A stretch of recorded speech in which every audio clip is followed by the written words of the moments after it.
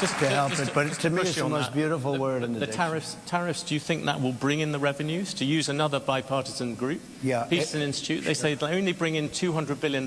That is that's barely the cost of 2 of your promises. Yeah, but that's like for what company are you talking about? Okay, look, I've brought in with tariffs, and I was just getting started. Then COVID came, and we had because I tell you what, I did a very good job in COVID. Nobody knew what the hell it was. I call it the China virus because I like being a little more accurate. But when that came, but we got hundreds of billions of dollars just from China alone, and I hadn't even started yet. But tariffs are two things, if you look at it. Number one is for protection of the companies that we have here and the new companies that will move in, because we're going to have thousands of companies coming into this country. We're going to grow it like it's never grown before, and we're going to protect them when they come in, because we're not going to have somebody undercut them. And I could give you an example of this if you want. Would you like me to? Because it just Give me a quick example, then I will come back. I just found out about it. So I've been talking about for the last year about Detroit and how horribly it has been. You know, it's just horrible, because we've been talking about Detroit's coming back for 40 years, and it's never come back. And it's very dependent on the car industry. Well, they've lost 60% of the business over a long period of time. And what happened is I found out a friend of mine builds auto plants. That's all he does. He builds auto plants. That's what he's good at. He doesn't want to build an apartment. All he wants to build is, and he builds the biggest in the world. And for the last year and a half, if anybody's heard me speak, I was talking about Mexico as a tremendous challenge for us right now. Tremendous. China is building massive auto plants in Mexico. And they're going to build them, and they're going to take those cars and sell them into the United States. They're very near the border, and they're going to have all the advantages and none of the disadvantages. And that's going to be the end of Michigan. It's going to be the end of, frankly, South Carolina. Going to be the end of everything. So I've been talking about this, and I said to him about 9 months ago, I said, you know what? I want you to do me a favor, John. His name is John. I don't want to give his last name because he might not like it. But I said, I want to see an auto plant. I want to go and see one of these. You know, you press a button and everything works, right? I want to see one of the big ones. He said, all right, good. I said, where do we go? I'd like to go to Michigan. I'd like to go to someplace in the United States. He said, no, we can't do that. Why? We're not building anything big in the United States. That's not where we don't build the big ones here. I said, where are you building the biggest ones? He said, in Mexico. We're building giant plants, the biggest plants anywhere in the world. In Mexico, I said. So you mean they're going to make cars cheaply? They have advantages over labor and other things, and they're going to sell them into the United States, and they're going to put Michigan out of business. Is that what? I don't know anything about that. All I do is build the plants. If you want to see a plant, we'll go to Mexico. I'll show you the biggest plant in the world. That was 9 months ago.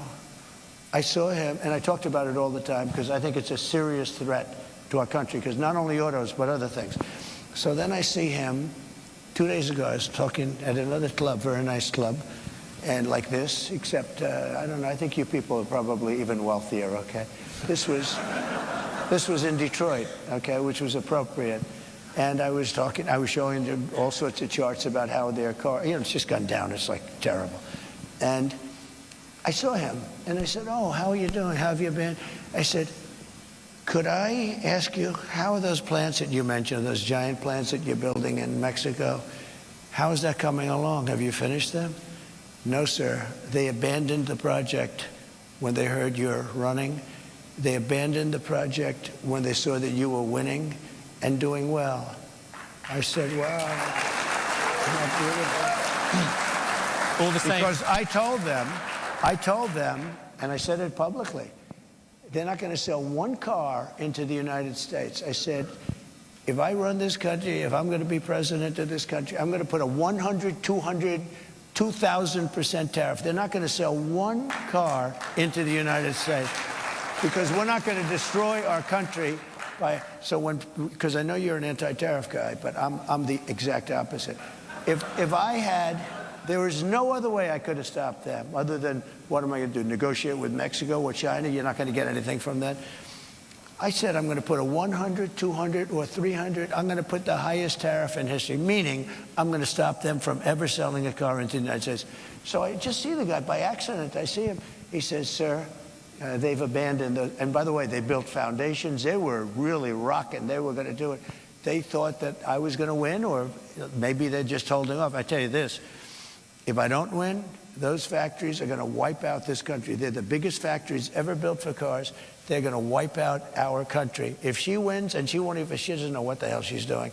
If she wins, she's not going to be thinking about, I couldn't, every speech I made having to do with cars, but every speech I made having to do with tariffs, I'd mentioned that our country is being threatened by Mexico. Now, all of those things, beyond even the car companies, all of those things are now dead. They're dead. I asked him, will they start? Probably not. They're dead as a doornail. If she gets in, it'll start up again. President Trump, I let you give your example. No, you talked a lot about tariffs. You look at the American economy, 40 million jobs rely on trade. It counts for 27% of GDP. Okay. If you cut that off, that's also going to have an effect on many, many business people here. Yeah. Tariffs also have another side.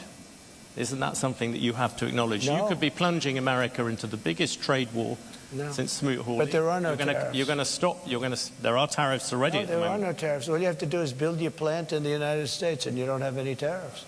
But people, in a lot of places like this, there are a lot of jobs that rely on foreigners coming here. You're going to basically stop trade with China.